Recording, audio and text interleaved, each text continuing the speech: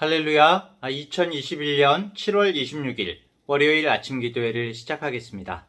오늘의 귀한 말씀을 통해서 주님을 더욱더 알고 주님의 기쁘신 뜻대로 살아가는 우리 성도님들 되시기 바랍니다. 오늘 말씀은 이사야서 48장 12절부터 22절까지의 말씀입니다. 야곱아, 내가 부른 이스라엘아, 내게 들으라. 나는 그니 나는 처음이요 또 나는 마지막이라. 과연 내 손이 땅의 기초를 정하였고 내 오른손이 하늘을 폈나니 내가 그들을 부르면 그것들이 일제히 서느니라. 너희는 다 모여 들으라. 나 여호와가 사랑하는 자는 나의 기뻐하는 뜻을 바벨론에 행하리니 그의 팔이 갈대아인에게 임할 것이라. 그들 중에 누가 이 일들을 알게 하였느냐? 나 곧 내가 말하였고 또 내가 그를 부르며 그를 인도하였나니 그 길이 형통하리라. 너희는 내게 가까이 나와 이것을 들으라. 내가 처음부터 비밀이 말하지 아니하였나니 그것이 있을 때부터 내가 거기에 있었노라 하셨느니라. 이제는 주 여호와께서 나와 그의 영을 보내셨느니라. 너희의 구속자시오 이스라엘의 거룩하신 이이신 여호와께서 이르시되 나는 네게 유익하도록 가르치고 너를 마땅히 행할 길로 인도하는 네 하나님 여호와라. 네가 나의 명령에 주의하였더라면 네 평강이 강과 같았겠고 네 공의가 바닷물결 같았을 것이며 네 자손이 모래 같았겠고 네 몸의 소생이 모래알 같아서 그의 이름이 내 앞에서 끊어지지 아니하였겠고 없어지지 아니하였으리라 하셨느니라. 너희는 바벨론에서 나와서 갈대아인을 피하고 즐거운 소리로 이를 알게 하여 들려주며 땅끝까지 반포하여 이르기를 여호와께서 그의 종 야곱을 구속하셨다 하라. 여호와께서 그들을 사막으로 통과하게 하시던 때에 그들이 목마르지 아니하게 하시되 그들을 위하여 바위에서 물이 흘러나게 하시며 바위를 쪼개사 물이 솟아나게 하셨느니라. 여호와께서 말씀하시되 악인에게는 평강이 없다 하셨느니라. 아멘. 어제 말씀에 이어서 구원의 소식을 선포하시는 이사야서의 말씀을 계속 묵상하고 있습니다. 자, 우리가 성경을 읽을 때는 제일 먼저 누구의 입장에서 먼저 살펴야 할까요? 바로 이 성경을 처음 읽는 독자의 입장에서 읽어야 할 것입니다. 이사야가 처음 이 말씀을 기록해서 전해주고 읽게 한 대상, 바로 바벨론의 포로로 잡혀가 있는 소망 없는 유다 백성, 이스라엘 백성들이었겠죠. 그들의 입장에서 이 말씀을 먼저 봐야 할 것입니다. 처음 이사야가 활동하던 시기에 이사야가 처음에는 구전으로 이제 전했겠죠. 계시의 말씀, 유다에 대한 경고, 그리고 다시 임할 하나님의 소망에 대해서 이야기할 때에는 아마 많은 사람들이 이사야의 말에 주목하지 않았을 겁니다. 당시에 북이스라엘이 아시리아에게 멸망하기는 했지만 남유다 입장에서는 그 히스기야 왕 당시에 아시리아를 막아냈죠. 아시리아의 왕 사네립의 공격을 막아내기도 했고 또 눈에 보이는 그 정치 경제적인 상황이 나쁘지만은 않았었습니다. 오히려 이집트와 아시리아의 양강 사이에서 균형 외교를 하면서 기회를 엿보고 있었을 것입니다. 그런데 이사야가 갑자기 뜬금없이 이제 막 저쪽에서 발흥하기 시작한 바벨론에 대해서 이야기하고 또 경고를 했으니까 아마도 사람들에게 많이 어필하지는 못했을 겁니다. 이사야는 이 예언의 말씀을 아마 어느 시점에 기록해야 할 필요성을 느꼈겠죠. 아마도 히스기야 왕 말기나 므낫세 왕 치세에서 말씀을 기록한 것으로 보여집니다. 시간이 지나고 어느 시점에 바벨론이 갑자기 급성장하면서 사람들은 조금씩 이전에 이사야가 남겼던 말씀을 기억하고 찾아보게 되었을 것입니다. 그리고 예레미야나 다른 선지자들의 그 경고와 함께 실제로 바벨론에게 유다가 함락되었을 때 그때 이사야의 받은 계시가 맞았구나, 이렇게 기억하는 사람들이 있었을 것입니다. 결국 이 이사야서 말씀이 바벨론 함락 훨씬 이전에 100년에서 160년 이전에 쓰여졌지만 실제적으로 이 말씀에 주목하여서 이 말씀의 남은 계시가 이루어지기를 소망한 사람들은 바벨론에 끌려가 있는 이스라엘 유다 백성들이었던 거죠. 대상이 딱 맞죠? 그들은 이 말씀을 보면서 그래, 안타깝기는 하지만 지금까지 이 말씀대로 이루어졌잖아. 우리 유다가 바벨론에 진짜로 망해버렸잖아. 그런데 나머지 계시가 남아있네? 남아있는 소망의 계시가 있어.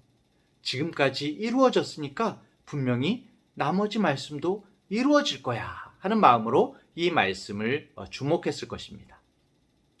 오늘 이사야 말씀의 본문은 소망 없는 백성들에게 하나님의 구원하심을 선포하고 있는데요. 사실 이스라엘의 처지만 봤을 때는 도저히 소망이 없습니다. 방법이 없습니다. 완전히 불타 없어진 예루살렘, 너무나 멀리 떠나온 고향 땅, 그리고 70여 년의 포로 생활. 아마 많은 사람들이 바벨론에서 죽었을 거예요. 시간이 많이 지났지 않습니까? 바벨론에서 죽고 하나님의 약속은 안중에도 없이 그 후손들은 바벨론에서 그냥 바벨론 사람처럼 그냥 이제 섞여져서 사는 거죠. 그냥 그 땅의 문화와 흐름에 적응해서 어쩌면 이제는 그것이 더 편안하고 자기의 것처럼 느껴졌을 수도 있습니다. 우리들도 그랬죠. 이 바벨론의 세상에서 정신줄 놓고 살아가던 우리들이었습니다. 그런데 하나님께서는 그 백성들을 그냥 두지 않으시죠. 백성들의 의지, 그들의 뜻이 아니라 하나님의 뜻, 하나님의 말씀대로 결국 이루어지는 것입니다. 오늘 12절 13절을 보십시오. 야곱아, 내가 부른 이스라엘아, 내게 들으라.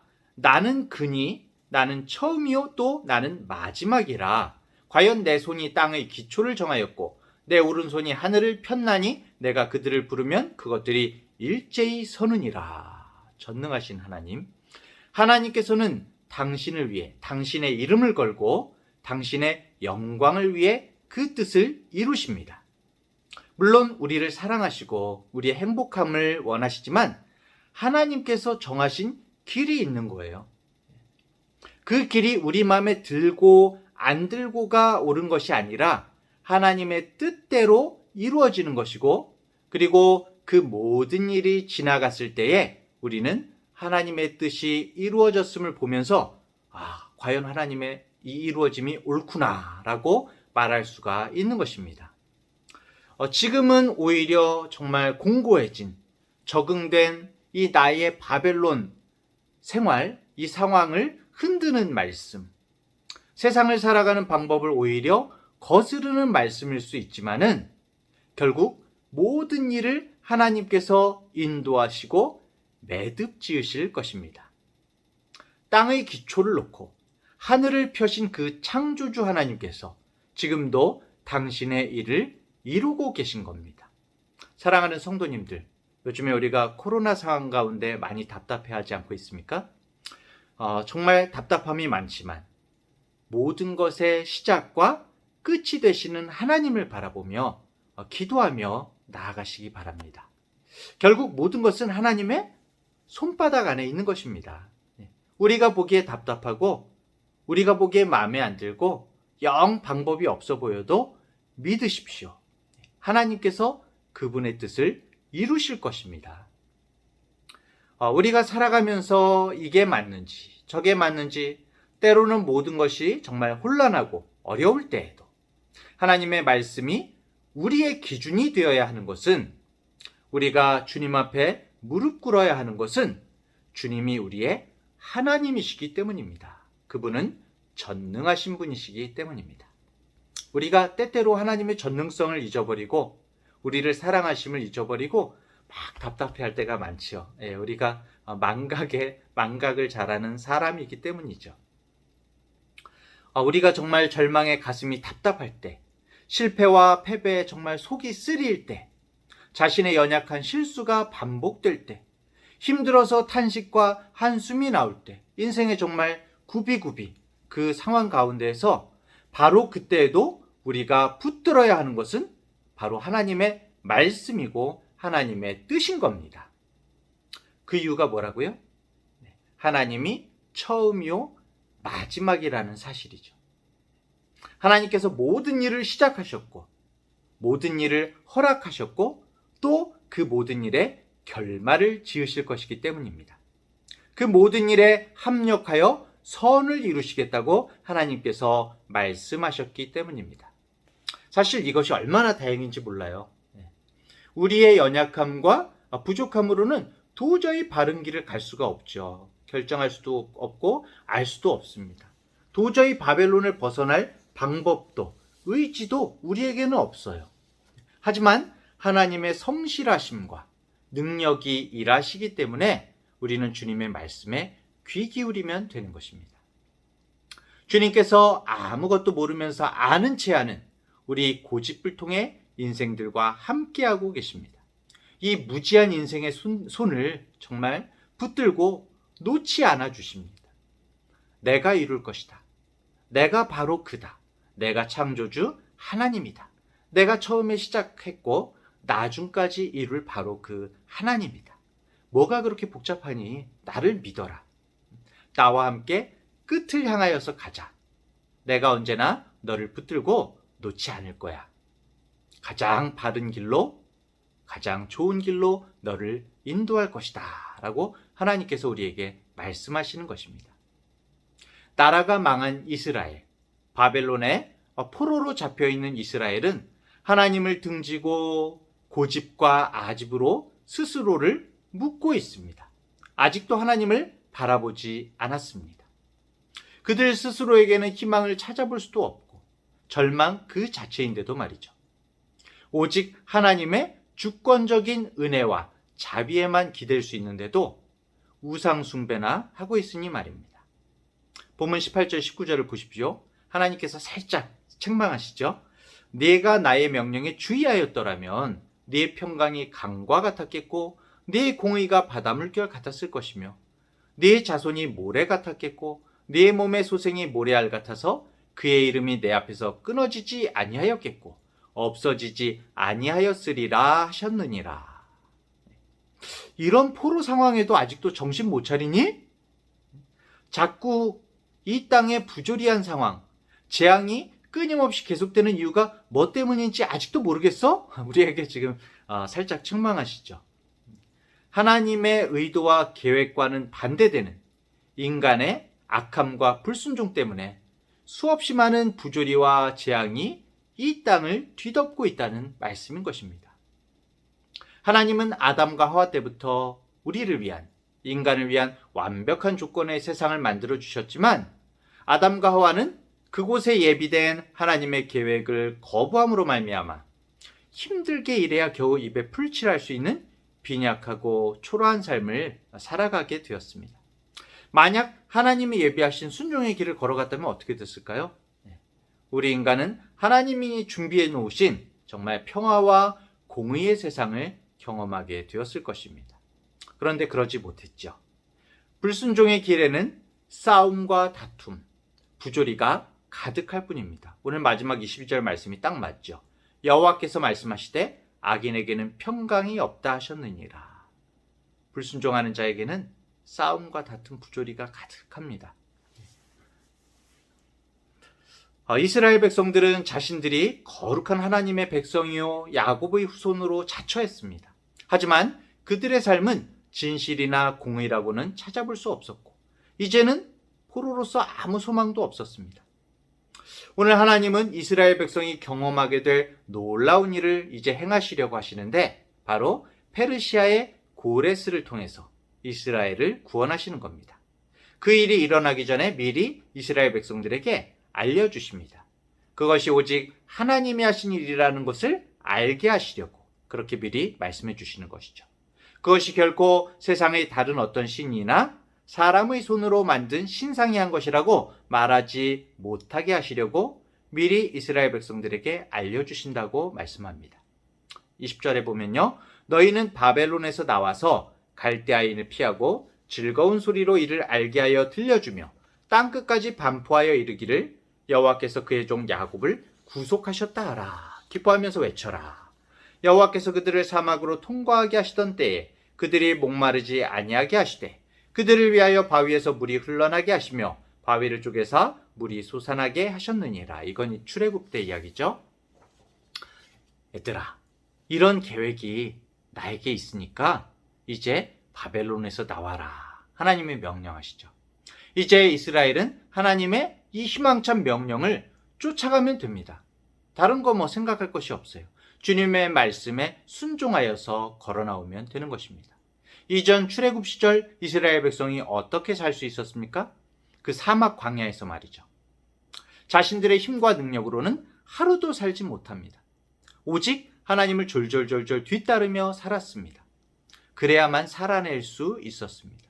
바위에서 물을 내셔서 이스라엘로 마시게 하신 하나님, 그렇게 이스라엘 백성을 출애굽시키셨던, 그렇게 이스라엘 백성을 창조의 능력으로 먹이시고 입히셨던 그 하나님의 부르심에 이제 이스라엘 백성이 이 말씀에 이제 응답을 할 차례인 것이죠.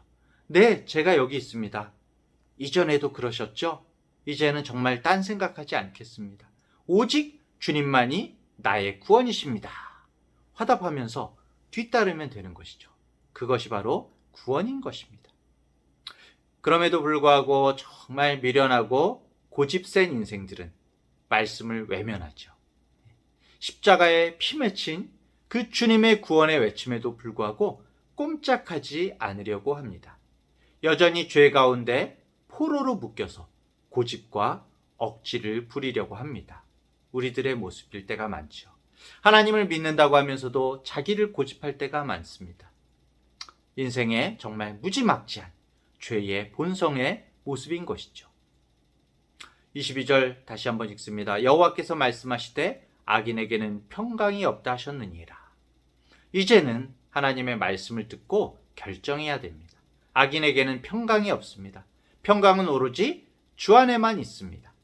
나 자신을 고집하는 만큼 평강을 잃게 되는 것이죠. 주님으로부터 멀어지는 만큼 평강을 잃게 되는 것입니다.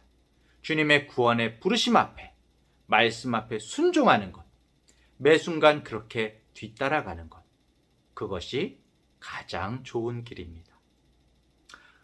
사랑하는 중앙대학교회의 성도 여러분, 오늘 하루 우리를 마땅히 행할 길로 인도하시는 하나님께 정말 기쁘게 순종하는 하루 되기를 소원합니다. 그렇게 오늘 하루를 살아갈 때 하나님은 반드시 우리를 삶의 굴레와 억압에서 구원하실 것이고, 우리가 알지 못하는 오묘하신 방법으로 우리를 회복시키실 것입니다. 주님을 신뢰하며 살아갈 때 하나님의 평강이 강과 같이, 하나님의 공의가 바닷물결같이 우리를 통해서 흘러넘칠 것이고, 주님의 충만한 복된 삶을 살 수 있을 것입니다. 오늘도 주님과 동행함으로 승리하십시오. 기도하겠습니다. 은혜가 풍성한 하나님 아버지, 모든 것에 처음과 나중이 되시는 전능하신 하나님, 늘 불순종하고 완악한 우리들을 외면하지 않으시고 우리를 너무 잘 아시면서도 여전히 우리의 삶 가운데 개입하시고 유지하시고 붙들어 주시는 주님의 은혜에 감사를 드립니다. 오늘도 말씀을 따르고 순종하는 것이 가장 좋은 길임을 들었습니다. 내 기분대로, 내 자존심대로, 내 고집대로 사는 삶이 아니라 하나님의 말씀에 순복하고 주님을 따르는 가장 좋은 길을 가게 하여 주시옵소서. 오늘 하루 우리가 기꺼이 주님의 말씀의 도를 쫓아 행하기 원하오니 우리를 주님의 선한 길로 인도하여 주시옵소서. 오늘 하루 만나는 모든 관계와 모임 속에서 주님의 평강과 정의가 우리를 통해서 흘러넘치게 하여 주시옵소서. 감사드리며 예수님의 이름으로 기도합니다. 아멘.